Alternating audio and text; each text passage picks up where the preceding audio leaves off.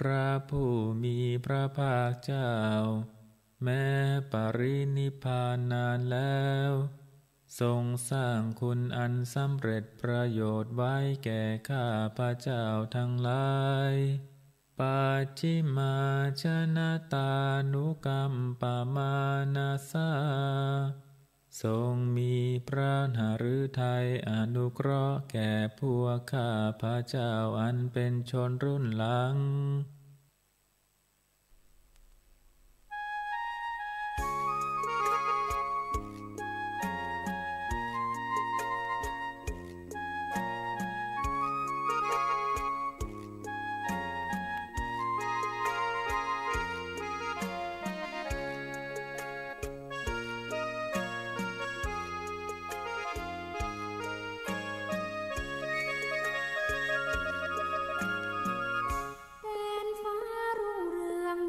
ศรีวิไลหฤพูนชัยพระบือชื่อไกลทั่วแคว้นนานมาสมเป็นนครคนดีสมเป็นศักดิ์ศรีลานาสมคำชมว่าลำพูนเมืองงามองค์พระธาตุเจ้าหฤพูนชัยเมืองยิ่งใหญ่พ้องชนทั่วไทยแส่สองลือนามน้อมกล่าวเนื้อรอยพุทธบาทเหมือนทิพย์สถานแวววามส่องแสงพระธรรมแห่งพุทธองค์จามมาเทวีจอมราชินีสูงส่งองค์พระแม่เจ้าผู้รังธรรมรงปิ่นอนงหฤพูนชัยทานน้ำทุ่งนาป่าสวยสะพรั่งแม่กวงล้นฝั่งโอ้แดนป่าสางดังมนมัดใจเห็นดอยขุนตาลคลึงสวงน้ำตกวังหลวงเพลินไพรหฤพูนชัยฟังใจไม่ลื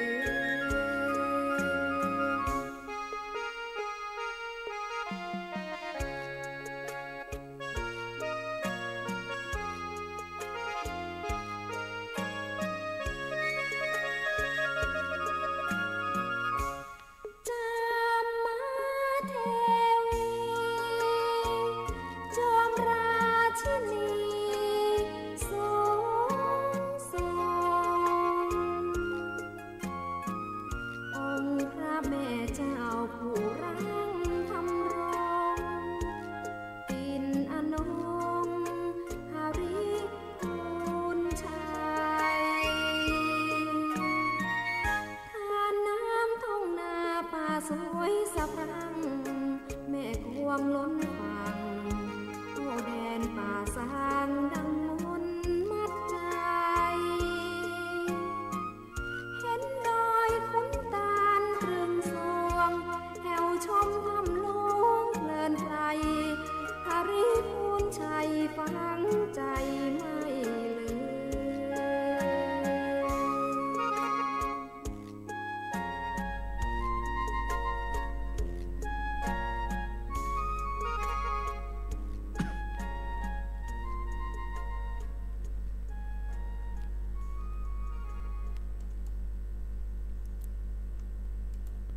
ขอนอบน้อม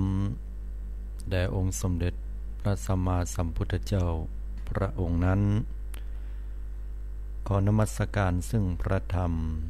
อันเป็นคำสั่งสอน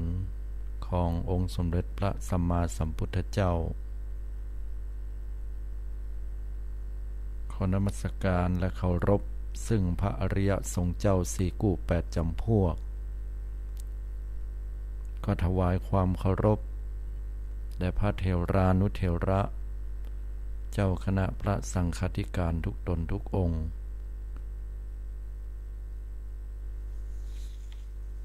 ยเฉพาะอย่างยิ่งหลวงพ่อท่านพระครูปริยัติยานุศาสตร์รองเจ้าคณะอำเภอเมืองเชียงใหม่เจ้าอาวาสวัดฝ่ายหินท่านพระครูสมุวิสุวัตวรกิจโจรองเจ้าอาวาสวัดฝ่ายหินเจ้าหน้าที่สถานีประจำสถานีวิทยุ 104.50 เมกะเฮิรตซ์และครูบาอาจารย์พระสงฆ์องค์เจ้าภิกษุสามเณรทุกรูปทุกตนตลอดจนถึงบรรดาสาธุชนพุทธบริษัททุกท่านทุกคนที่ติดตามรับฟังรายการใต้ร่มพระรัตนตรัย โดยรายการนี้ออกรายการทุกๆวันพุธเวลา 5 นาฬิกาถึง 6 นาฬิกายามเช้าดำเนินรายการโดยอาตมาภาพอนาลัยอนาลโยพระวิปัสสนาจารย์ประจำสำนักปฏิบัติธรรมแห่งที่9วัดพระธาตุหฤบุญชัยจังหวัดลำพูนเจ้าวาดวัดหนองเงือกตำบลแม่แรงอำเภอป่าซางจังหวัดลำพูนโดยท่านติดตามรับฟังรายการได้ทางสถานีวิทยุเพื่อการศึกษาพระพุทธศาสนาและวัฒนธรรมคลื่น FM 104.50 เมกะเฮิรตซ์วัดฝ่ายหินสถานีวิทยุกระจายเสียงคลื่น FM 90.75 เมกะเฮิรตซ์เสียงป่าซางหรือฟังออนไลน์ได้ที่ radio 10 platong.net 7382 โดยญาติโยมพุทธบริษัททุกท่าน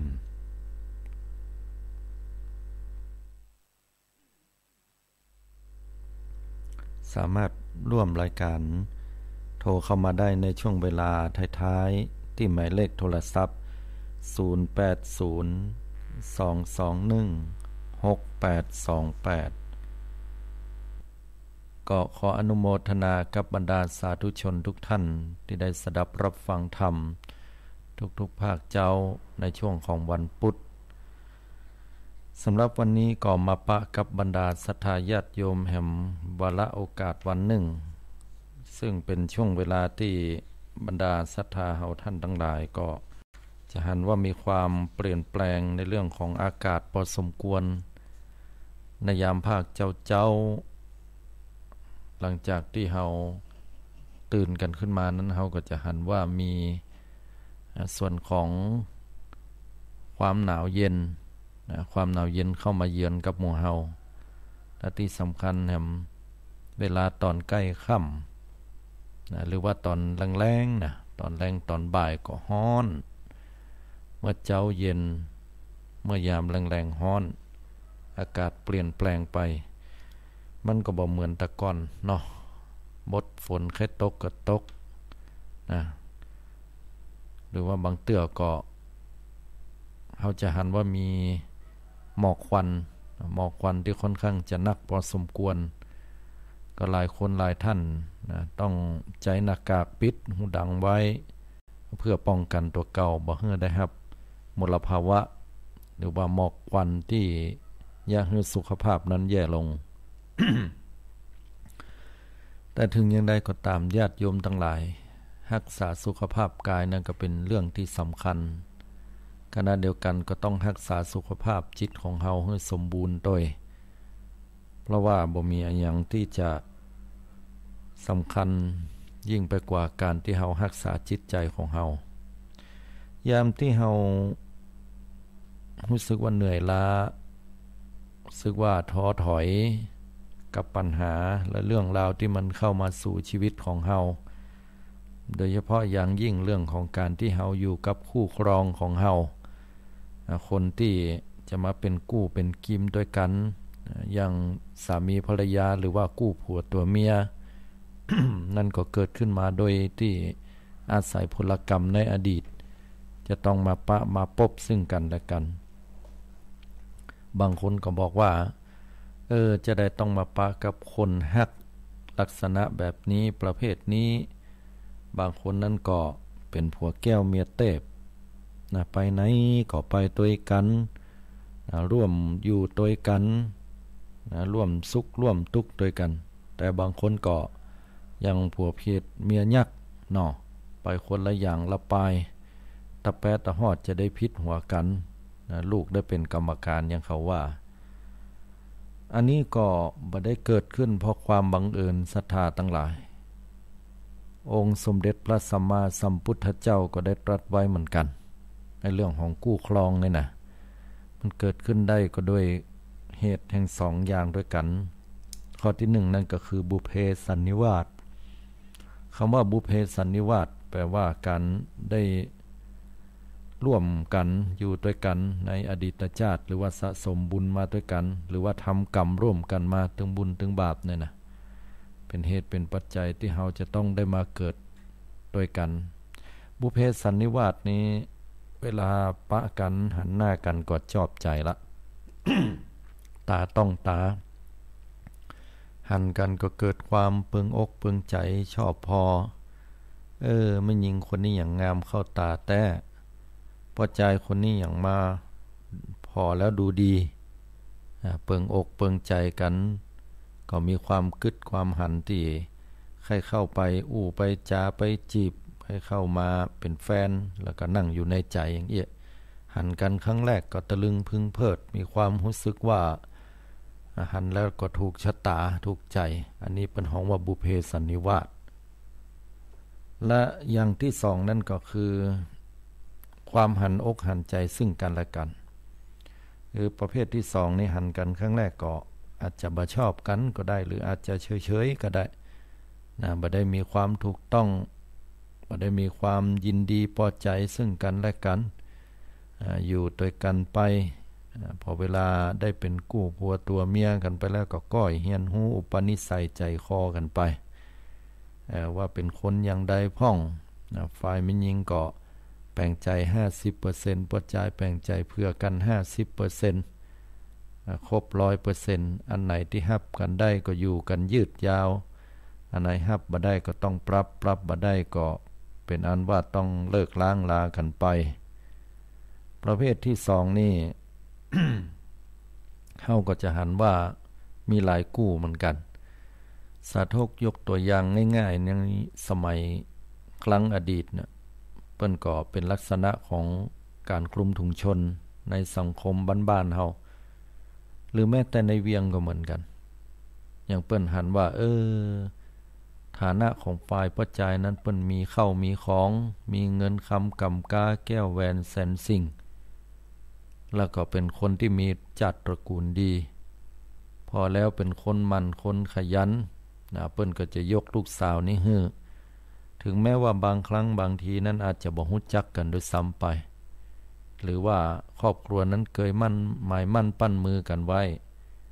ทั้งฝ่ายพ่อชายและฝ่ายแม่หญิงก็จำใจที่จะต้องได้มาแต่งงานอยู่ร่วมกันทั้งที่บ่เคยรู้จักหรือว่าบ่ได้ฮักกันมาก่อนเลยแต่ว่าคัดพ่อคัดแม่คัดพี่คัดน้องบ่ได้เพราะถ้าเหลือกรรมไปนี่เกิดว่ามีอย่างใดอย่างหนึ่งขึ้นมาไปแต่งงานกับคนที่คิดว่าฮักแล้วพออยู่กันไปมึนเข้าแล้วก็อยู่กันบ่ยืดบ่ยาวมีอันจะต้องร่างต้องลากันมานั้นทั้งฝ่ายพ่อฝ่ายแม่เปิ้นก็จะซ้ำหัวละ จาบดีก็อาจจะมาได้มรดกตกทอดจากบิดามารดาแห่งก็ว่าได้ฉะนั้นการแต่งงานของคนสมัยก่อนก็มักจะเป็นอย่างนี้แต่งงานกันด้วยความจำใจแต่ว่าอยู่ไปก็ศึกษาจิตใจกันแล้วก็เรียนรู้ซึ่งกันและกันก็เกิดเป็นความฮักขึ้นมาทีละน้อยเหมือนต้นไม้เนี่ยปลูกเอาเมล็ดกล้าเข้ามาปลูกแล้วก็ก้อยงอกก้อยแตกก้อยเป็นต้นกันก็ผ่านปัญหาอุปสรรคหลายต่อหลายอย่างนะบอกว่าจะเป็นความดีใจเสียใจความโกรธความเกลียดความเข้าอกเข้าใจนะความทุกข์นั่นแหละฮะความทุกข์ปัญหาอุปสรรคที่เข้ามานะในชีวิตประจำวันนั้นก็เป็นเหตุเป็นปัจจัยให้คนสองคนนั้นก็จะก้อยเฮียนหูซึ่งกันและกันไป ที่นี้บอกว่าจะเป็นความฮักแบบบุพเพสันนิวาสก็คือเคยเป็นกู้ผัวตัวเมียกันมาในอดีตก็ตามหรือว่าในปัจจุบันเนี่ยนะเพิ่นจะ เป็นลักษณะของการอยู่ด้วยกันด้วยความก้อยเฮียนหูแล้วก็ยินยอมพร้อมใจอยู่ร่วมกันนะดังสามีภรรยาอันนี้ก็จะต้องมีหลักธรรมคำสอนเนาะ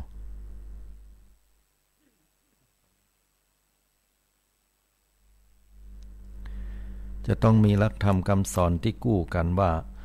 บางคนอยู่ด้วยกันแล้วบ่ใครยืดบ่ใครยาวนะพอศึกษาเรียนรู้อุปนิสัยใจคอกันแล้วเนี่ยเผื่อฮู้แห่งกรรมแต่ก่อนตอนมันมาจีบใหม่ๆนะมาอู้มาจากันเป็นพวกเป็นบ่าวเป็นสาวก็ดูพอสี่จะเข้าท่าจะขยันหมั่นเพียร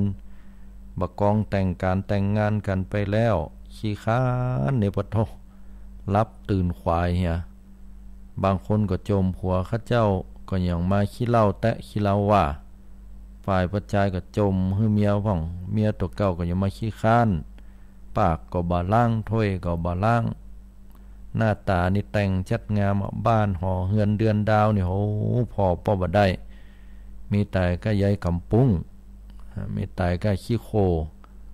ปืนก็บ่สะอาดเหียผ้าผ่อนต้นสบายบ่ซักเหียอะไรจะยิ่งใหญ่นะปลายบ่ปอเคผัวตัวเก่าให้ไปซักผ้าก็เป็นอันว่าอยู่กันบ่ยืดนะอยู่กันบ่ยืดฝ่ายมิ่นยิงก็ดีฝ่ายปัจจัยก็ดีที่ได้กู้ตัวเก่ามาแล้วบัดจับแต่ยามตามที่ตัวเก่าตั้งใจนั้นก็เกิดความเบื่อหน่ายซึ่งกันและกันแล้วก็ดูท่าจะอยู่กันบ่ยืดพออยู่กันไปบ่ยืดแล้วแต่ว่าจะมาละกันนะจะมาห้างกันไปก็เป็นอันว่ามันเลยมาไก่ให้ละเพราะว่ามันมีลูกน้อยนะลูกน้อยนี่อยู่ด้วยกันเป็นโซ่ทองคล้องใจด้วยกันไปทีนี้พอเวลาแต่งงานไปแล้วมีลูกมีเต้าขึ้นมาการจะห้างก็มันก็อินดูลูกเนาะเป็นลูกเป็นกำพร้าไปเหียอีกก็บ่ดีจะขาดความอบอุ่นไปกา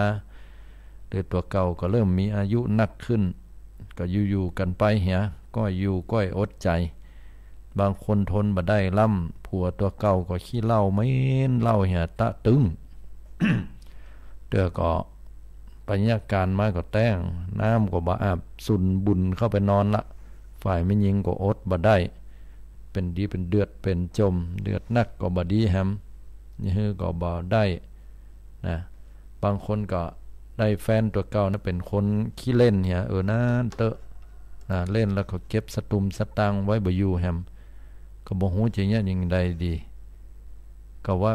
มันอย่ามาเป็นวิบากกรรมของตัวเก่าอย่างอีล้ำเหลือปัญญากรรมเว้นอย่างมาล้ำเหลือไว้อย่างนั้น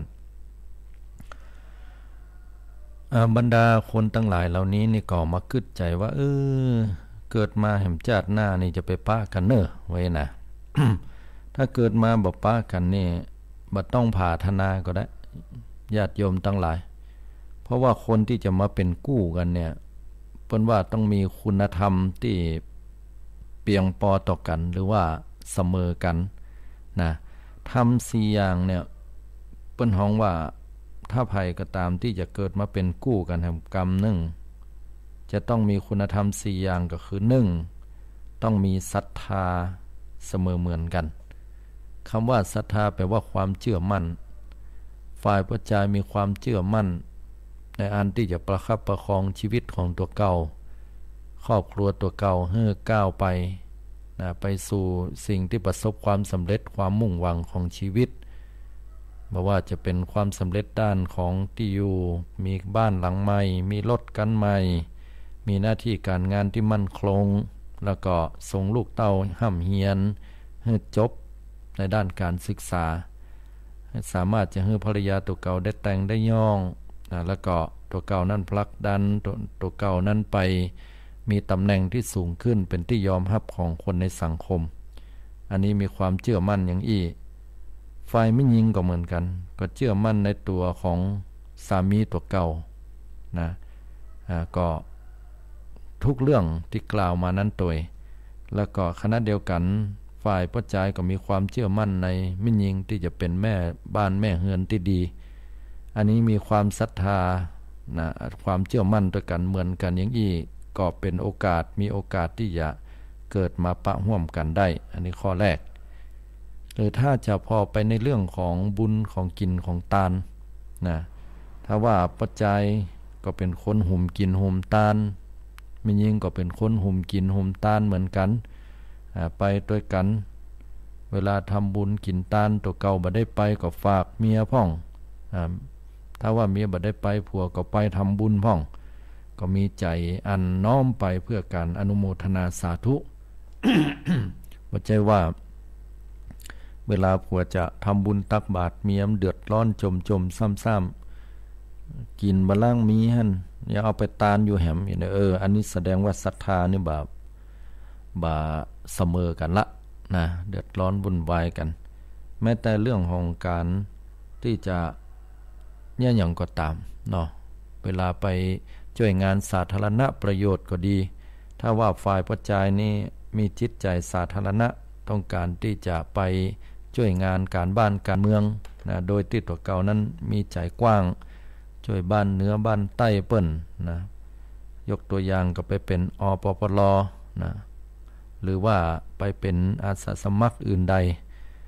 ส่วนฝ่ายมิยิงนั้นบ่ยินดีตัวไปหยังไปแล้วก็บ่หันได้หยังนะจมเดือดเป็นจมเป็นซ้ำเหียอันนี้ก็ศรัทธาความเชื่อมั่นบ่เสมอกันละเพราะใจเนี่ยหยังมิยิงก็หันดีหันงามคล้อยตามมีศรัทธาเสมอกันแม่ยิงจะเนี่ยอันหยังเพราะใจก็คล้อยตามนะเป็นอันหนึ่งอันเดียวกันอันนี้เปิ้นฮ้องว่าศรัทธาอันเสมอกันคือมีความเชื่อมั่นใครเนี่ยใครทำใครสร้างร่วมกันในสิ่งนั้นข้อที่สองนั่นก็คือ ศีลต้องมีศีลเสมอกันคำว่าศีลนี่ก็คือความเป็นปกติเนาะการเนี่ยอย่างก็ตามที่เกิดความเชื่อมั่นนะว่าเฮาใช้ชีวิตนี่ละเฮาก็ต้องรักษาศีลตัวเก่าให้ดีนะโดยเฉพาะศีล5นั้นนะบ่ฆ่าสัตว์ฝ่ายปัจจัยบ่ฆ่าสัตว์พอหันว่าเป็นการเบียดเบียนก็ดีฝ่ายมิยิงก็หันถูกต้องบ่อยากจะไปเบียดเบียนไผนะเนี่ยคือตัวเก่าจะต้องเดือดร้อนบ่ไปลักทรัพย์ไผบ่ไปล่วงละเมิดบุคคลอื่นใดที่บ่ใช่ผัวเมียตัวเก่านะบ่ไปจุไล่หลอกลวงไผบ่ไปกินน้ำเหล้าเมายาเป็นเหตุทะเลาะวิวาทหรือว่าตั้งอยู่ในความประมาทขาดสติ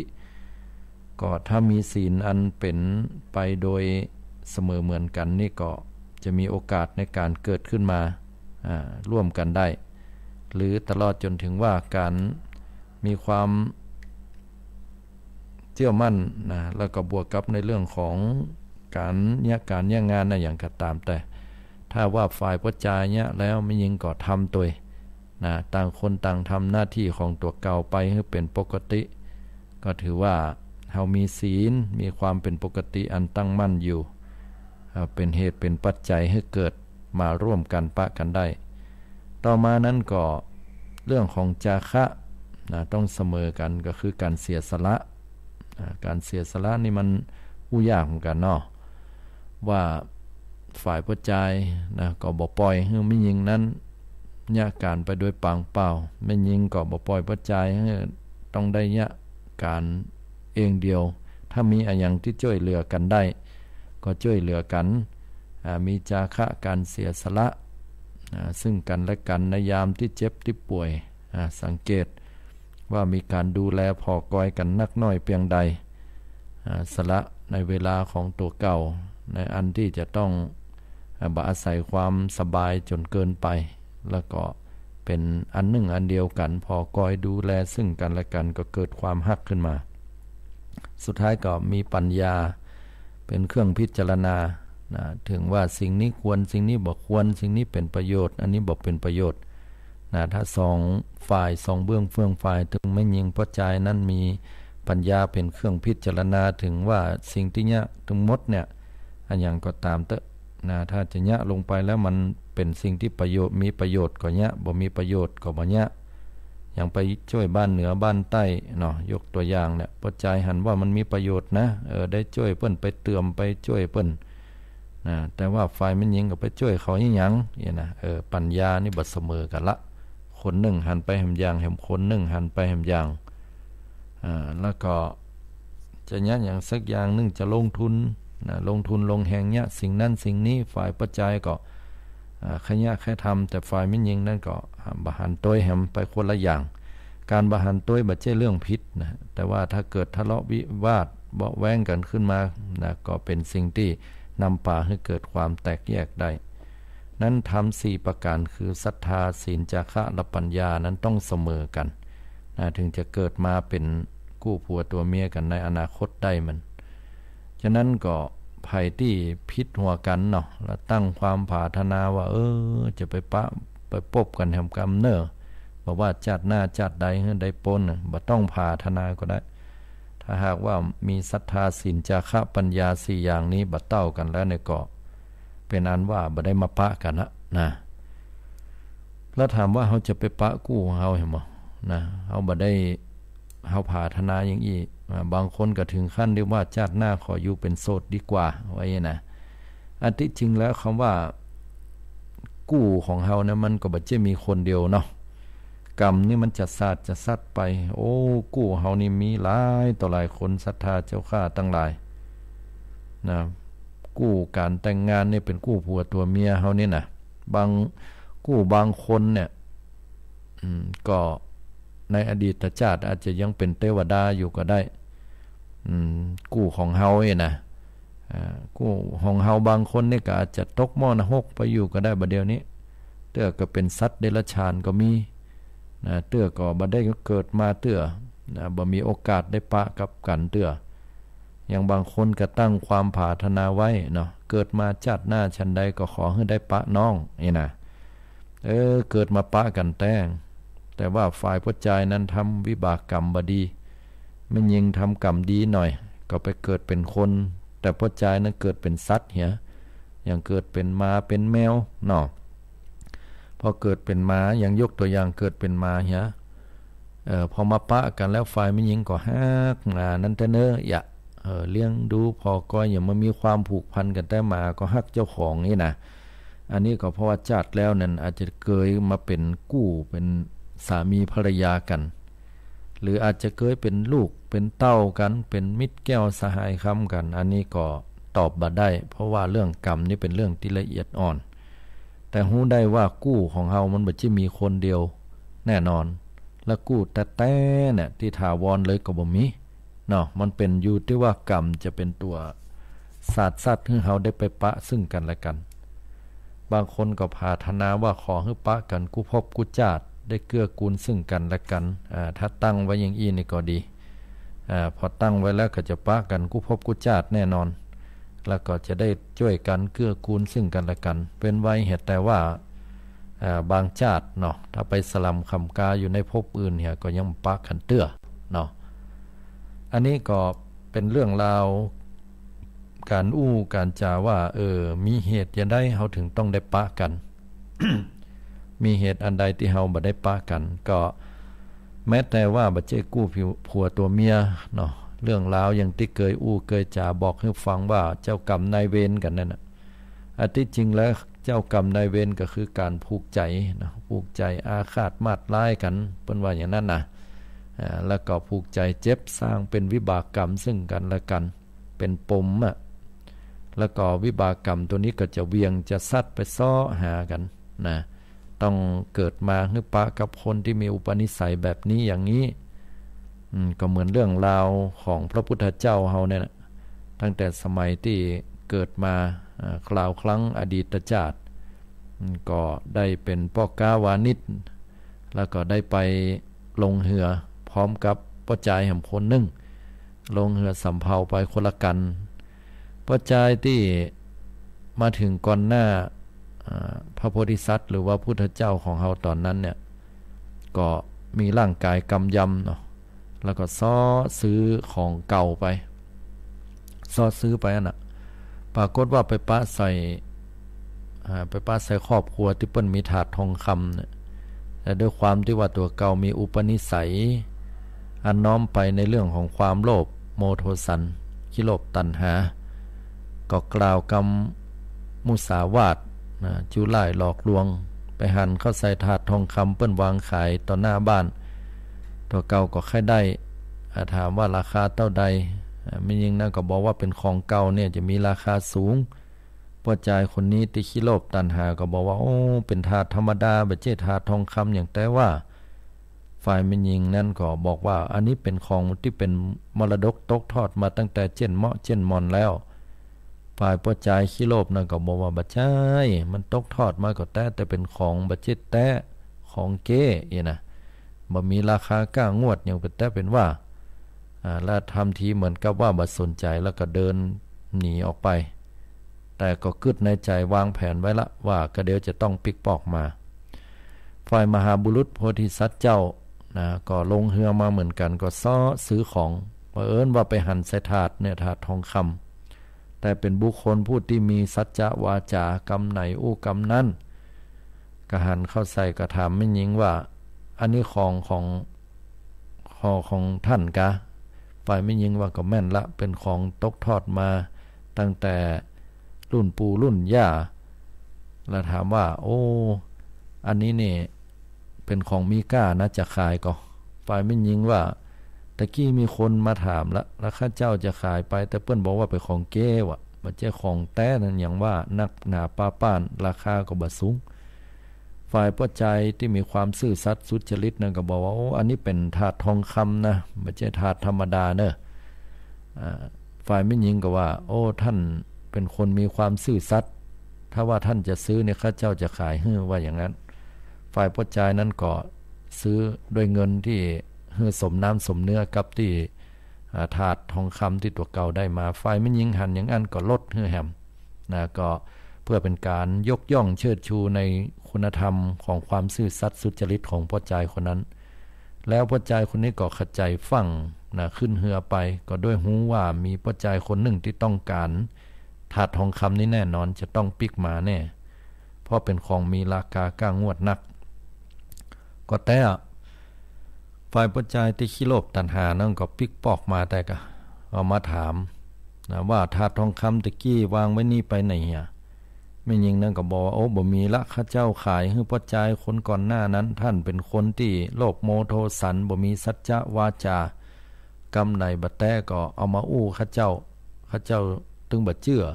แล้วก็ได้ขายให้พ่อใจคนที่มาทีหลังนี่ละโอ้พอมันได้ยินอย่างอี้มันก็เกิดความเสียดายในทรัพย์เสียดายในถาดทองคำนั้นเป็นแต่เป็นว่าก็ถามว่ามันไปตั้งใดก็ชี้ว่าไปตั้งต้าเหือพุ่นละมันขัดใจโล่นไปเหือออกไปละนะเหือออกไปประมาณว่าได้มอกหั่นกันเนี่ยบะไก่เป็นแต่เป็นว่าเนาะมอกสัก50 เม็ดเนี่ยฝ่ายปัจจัยที่ขี้โลภนี่ก็ฮ้องว่าปิกมาเกินจะไปฟังเอาถาดทองคำเฮาไปเตื้อเฮาหั่นก่อนนะเป็นของเฮาเนอฝ่ายปัจจัยที่ได้ซื้อถาดทองคำนั้นบอกโอ้เป็นของเฮาแล้วกะเพราะว่าท่านไปจุล่ายหลอกลวงเปิ้นและอีกแหมอย่างนึงก็บ่ใช่ได้ซื้อเฮานี่ซื้อและได้มาโดยชอบธรรมฝ่ายมิยิงนั้นเปิ้นเจ้าของถาดนั้นเปิ้นขายให้ด้วยความสุจริตละถูกต้องบ่ได้ลักได้จกของเปิ้นมาฝ่ายปัจจัยที่ขี้โลภนั้นก็เกิดความโคตรขึ้นนะหน้าขึ้นเลือดเดือดร้อนใจก็ด้วยความโกรธความเกลียดความเสียดายถาดทองคำนั่นก็เลยก้มเอาเก็บเอาทรายที่ชายหาดเนี่ยถึง2 มื้อแล้วก็ยื้อขึ้นบนฟ้าตั้งความปรารถนาบอกไว้ว่าบอกว่ากูพบกูจาดไปปลายหน้าเพียงไหนข้าพเจ้าขอจองล่างจองผ่านจองเวรกับพ่อใจคนเนี้ยที่เอาถาดทองคำของข้าพเจ้าไป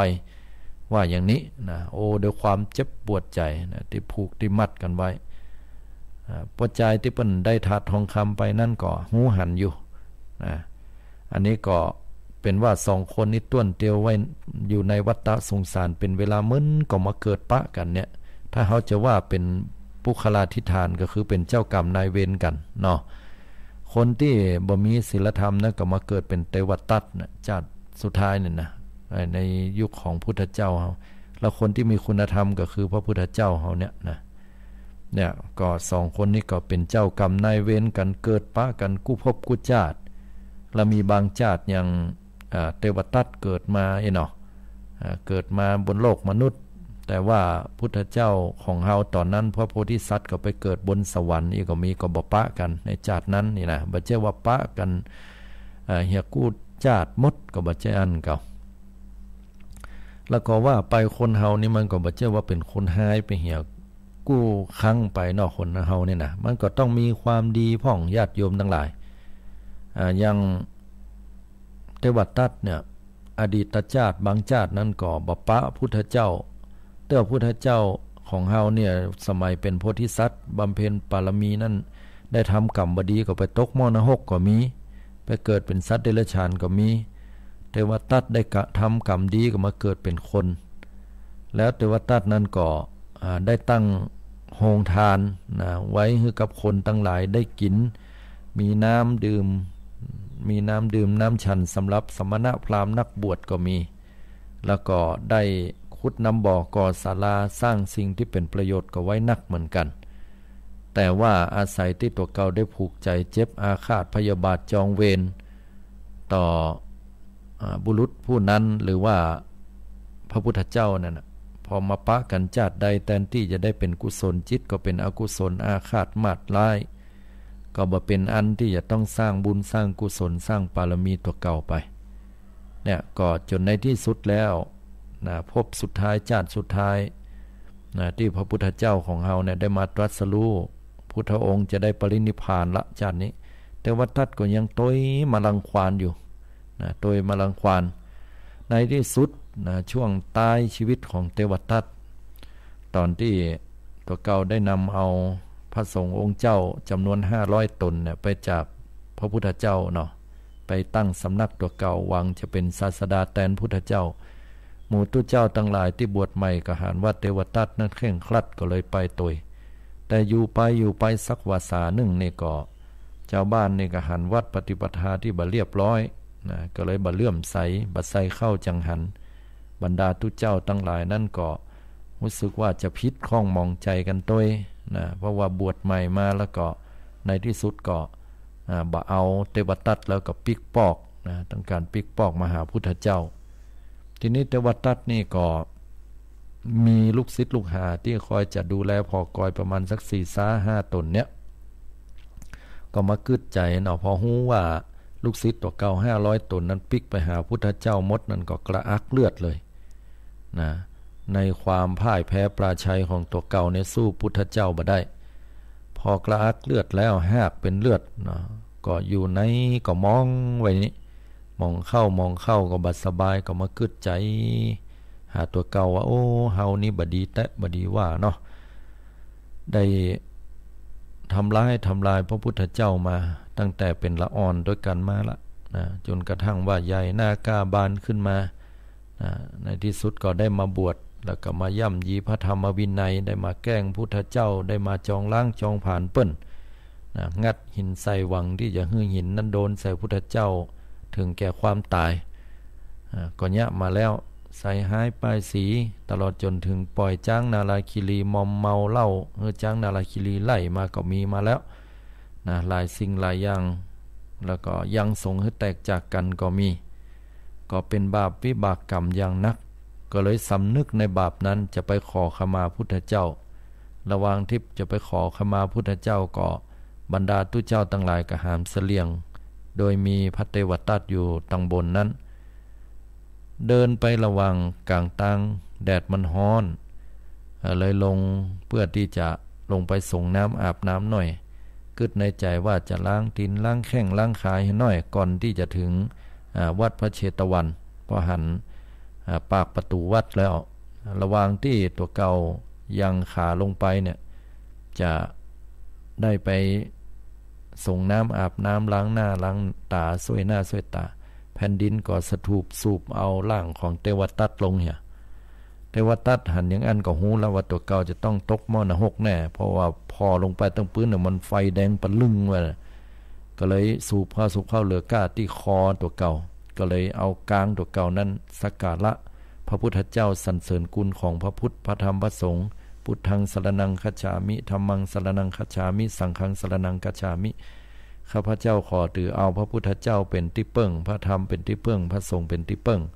กายกรรมวจีกรรมมโนกรรมอันใดที่ได้ล่วงเกินต่อพระพุทธองค์ข้าพุทธองค์ขอขมาอภัยขอสุมาอภัยกราบขอให้พระพุทธองค์ได้ให้อภัยตัวกล่าวถึงพระพุทธเจ้านั้นก็ฮู้ได้ด้วยพยานของพระองค์นะแต่ว่าบ่สามารถจะช่วยอย่างได้เนื่องจากวิบากกรรมของเทวทัตนั้นได้ทำอนันตริยกรรมไว้แล้วเทวทัตก็เลยโดนแผ่นดินสถูปสูบตกลงไปสู่อเวจีมหานรกบัดเดี๋ยวนี้ก็อยู่ปุ่นน่ะจะได้เกิดมาอนาคตการเป็นพระปัจเจกพุทธเจ้าแห่งองค์หนึ่งในอนาคตแห่งเมินอยู่หลายล้านปีในยุคสมัยที่บ่มีพระพุทธเจ้าได้ประทรัตพญานั้นอันนี้แหละศรัทธาญาติโยมทั้งหลายก็อู้กันในเรื่องของกู้ครองแล้วก็พดมาในเรื่องของการที่เป็นกู้กรรมกู้เวรกันเนาะมันก็มีตึงในการที่เฮามาปะกันนี่บางเตื้อก็เป็นกู้แต้บางเตื้อก็เป็นกู้ทุกข์กู้ยากบางเตื้อก็เป็นกู้กรรมกู้เวรเนาะบางเตื้อก็เป็นกู้ผัวตัวเมียก็แล้วแต่ว่าใครจะไปปะอย่างกันอย่างใดแต่ถึงอย่างใดก็แล้วแต่ญาติโยมทั้งหลายนะก็ก้อยเฮามาพอในปัจจุบันเนาะเฮาบ่พอในอดีตบ่พอไปในอนาคตเฮาอยู่กับปัจจุบันนี่ก็ก้อยแปลงอกแปลงใจหาในก็มาเป็นกู้ผัวตัวเมียกันแล้วก้อยแปลงอกแปลงใจเข้าหากันอันไหนที่ยอมได้ก็ยอมอันไหนยอมบ่ได้ก็ต้องก้อยอู้กันไปแล้วก็ประคับประคองชีวิตของความเป็นกู้ผัวตัวเมียครอบครัวเฮาให้มันดีเพื่อที่จะได้นำพาเอาครอบครัวของเฮานั่นได้ไปสู่เป้าหมายคือความสำเร็จ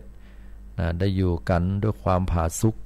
ก็บ่มีหยังสุขของฆราวาสญาติโยมชาวบ้านนั่นก็สุขเกิดการใช้จ่ายทรัพย์นะสุขเกิดการจากการที่เฮามีทรัพย์สุขเกิดจากการที่เฮาก็ได้รับการยอมรับจากสังคมนะก็มีบักกี่อย่างด้วยกันแต่ว่าเฮาก็ต้องรู้จักประคับประคองชีวิตของเฮากับแฟนของเฮากู้ของเฮาไว้ให้ดีนะก็มีอันอย่างก็ต้องก้อยอู้ก้อยจากันไปใจกรรมมัทุรสอ่อนหวานนะก็เป็นที่มาของการอยู่ได้กันแต่ถ้าอยู่บ่ฮดบ่พดบ่ฮอดกันก็ได้เป็นอันต้องร้างต้องลากันไปอันนี้ก็หันมาได้หลายกู้อยู่เหมือนกันเนาะศรัทธาญาติโยมทั้งหลายในเจ้าวันนี้ก็ได้มาจัดรายการให้ศรัทธาญาติโยมได้ฟังวันนี้ค่อนข้างจะปะกับศรัทธาญาติโยมนั้นตามปกติสัปดาห์ที่แล้วนั้นก็ได้นำเทปมาเปิดเนาะ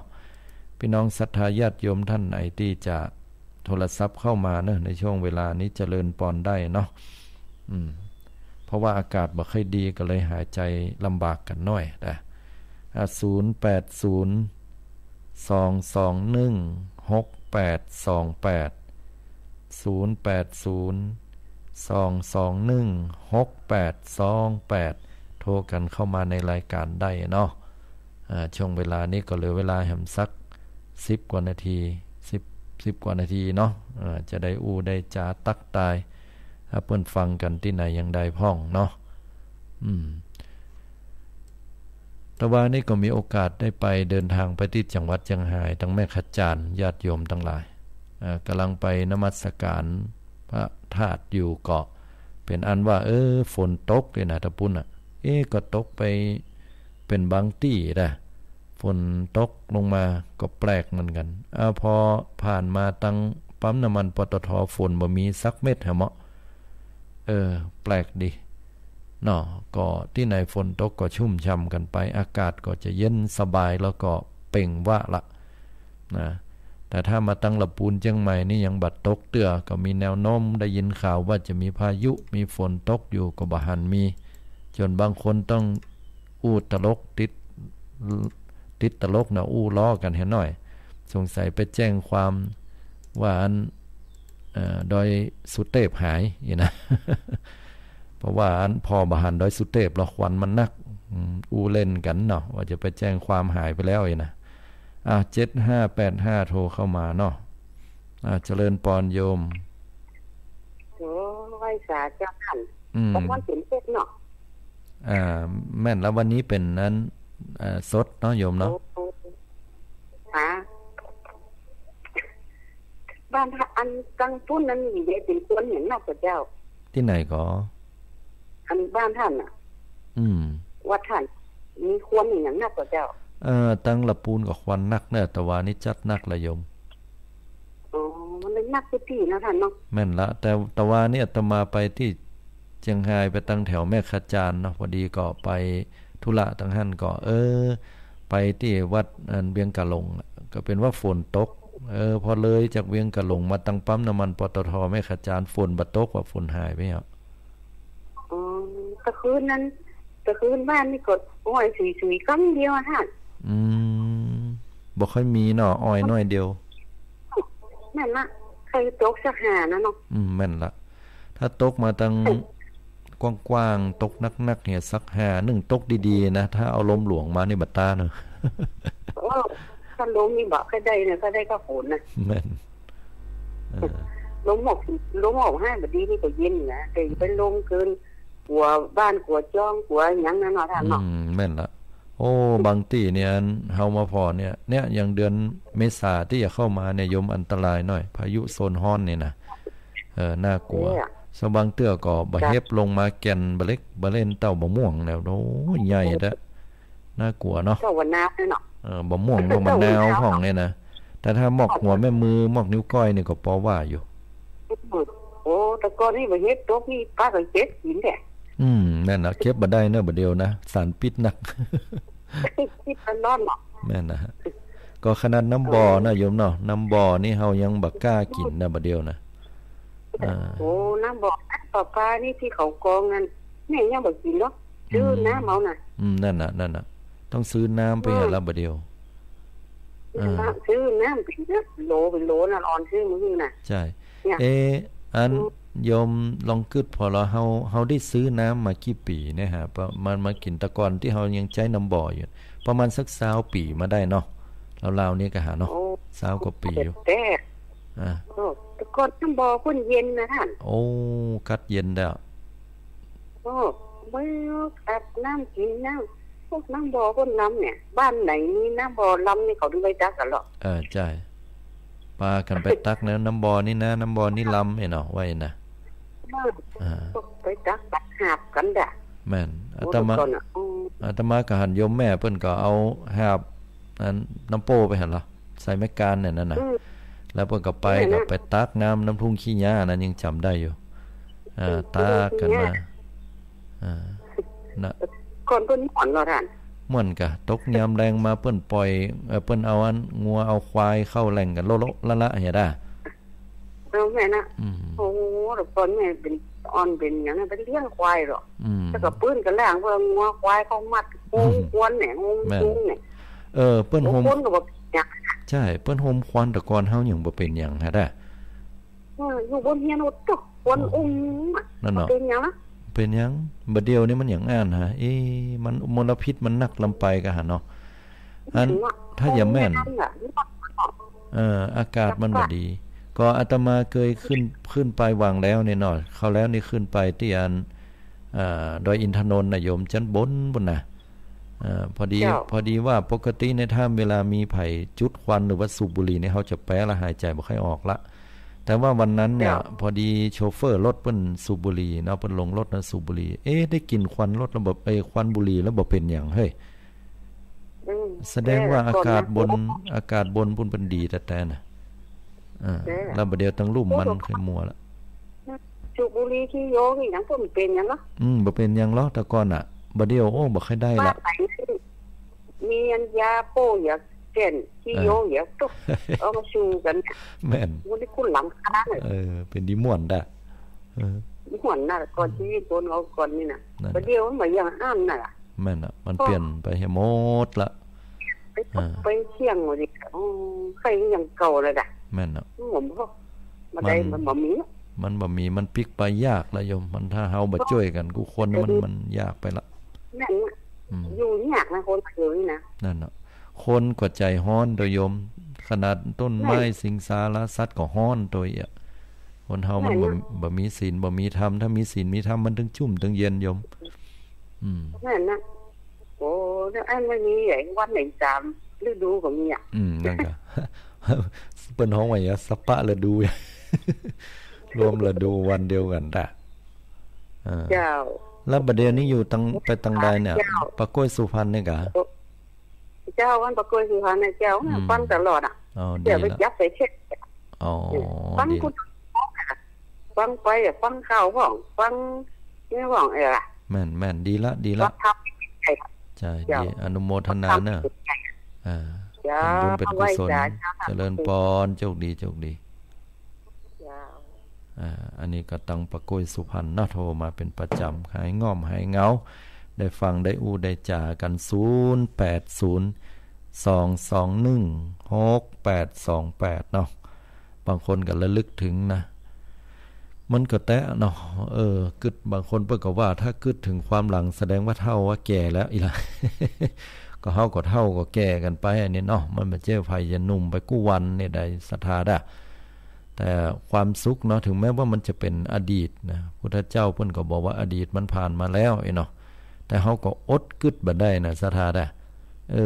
มันม่วนใจแล้วนะแต่ก่อนเนี่ยนะมันบ่มีหยังนักก็แต่เวลาอย่างจดหมายนะพอใจไม่ยิงเปิ้นจะจีบกันเนี่ยปอดโทติด1จึงจะถึงแล้วเอาจดหมายนั้นมาอ่านซ้ำอยู่หั่นน่ะ3เตื้อ4เตื้ออ่านเตื้อก็ยิ้มตัวบัดเดียวมันเอาหูฟังสมอทอกใส่หูนั่นน่ะมันอู้กันเป็นกึ่งคืนว่าญาติโยมทั้งหลายมันไปจีบกันจังไดล่าสุดก็โดนเห็นเหรอนะพอใจเอาภาพคนหล่อๆมาใส่เอาดารามาใส่ตัวเก่าหลงกลโดนข่มขืนเนี่ยล่าสุดเนี่ยข่าวอีก็เป็นมีขออนุญาตรับสายเนาะ7001เจริญปรโยมเจ้าเจ้าโทรมาจากตั้งได้จากสังกับแป้งนะเจ้าสังกับแป้งเนาะ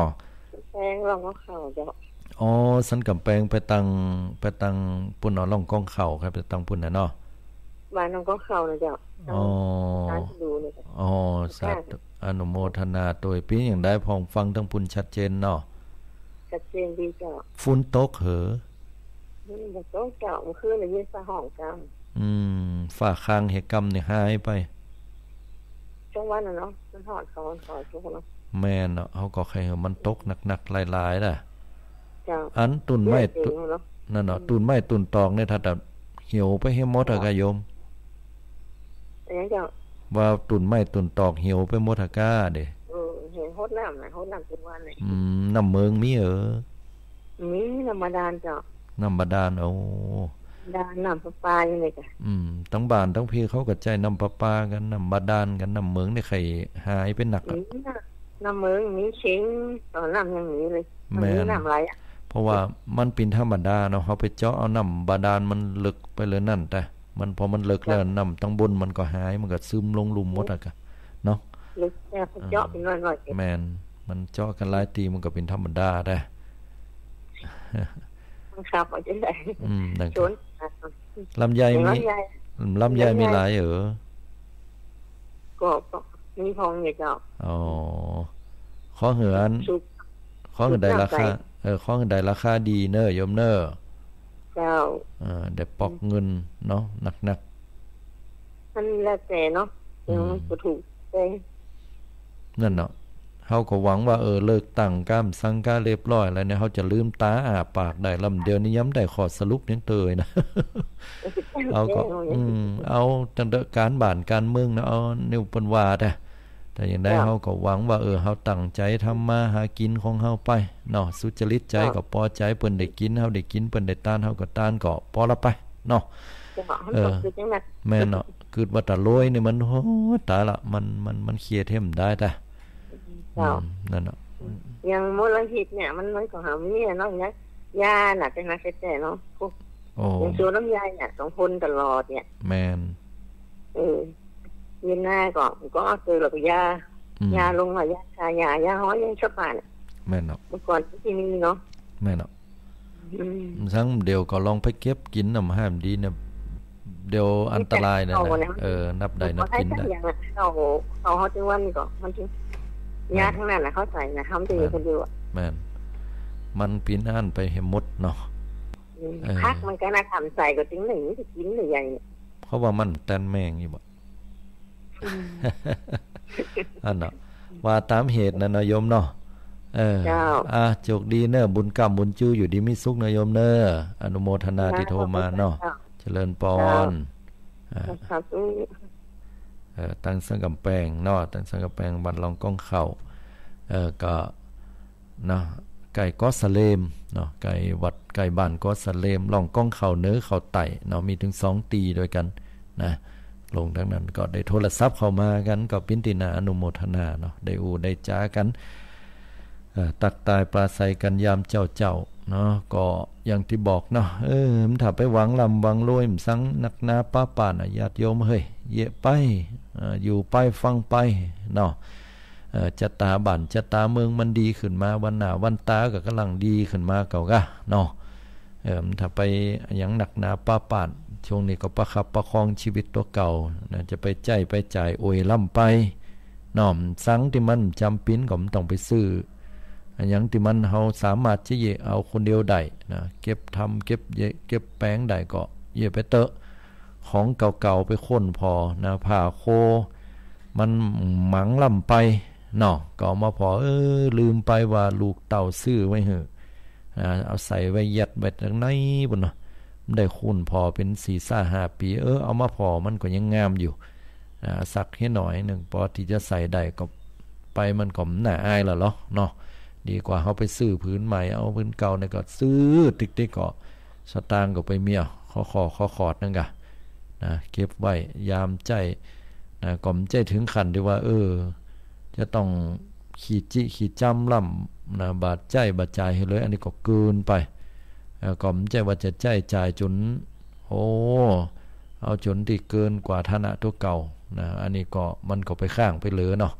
มัธยัสถ์หน่อยนะใจตามอันนี้จำเป็นต้องใจก็ใจอันนี้จำเป็นจะต้องใจเขาก็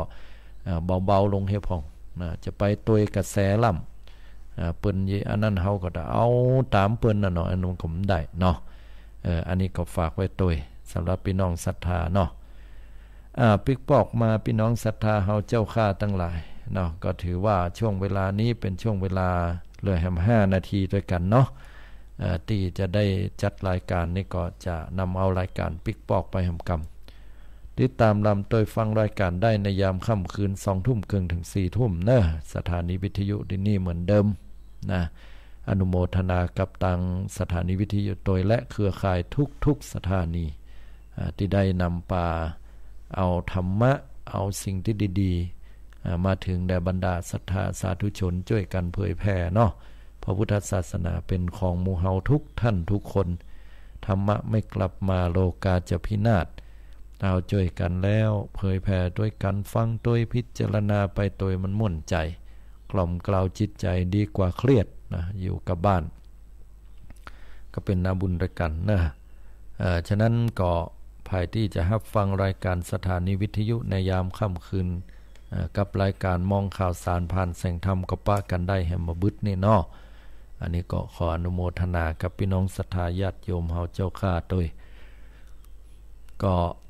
อนุโมทนาตัวเนอะช่วงนี้ก็เป็นช่วงใต้ๆขึ้นมาละมีโทรศัพท์โทรเข้ามาลุดไปเนาะโทรเข้ามาใหม่ได้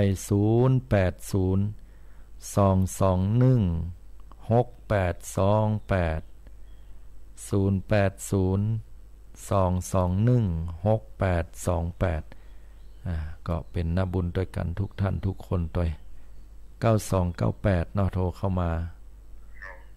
เจริญพรโยมจ้ามนมัสการเจ้าท่านเขาฟังอยู่เนอะโทรมาจากทางใดจ้าน้ำดิบเจ้า